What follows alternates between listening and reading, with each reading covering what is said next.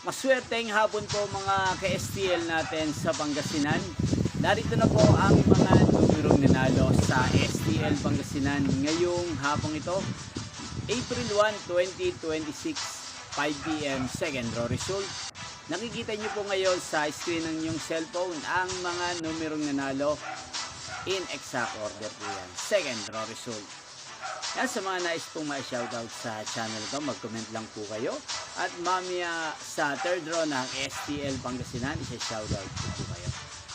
Mapapanood nyo po ang resulta ng STL Pangasinan sa channel na to tuwing alas 12 ng tanghali, alas 5 ng hapon, at alas 8:45 ng gabi.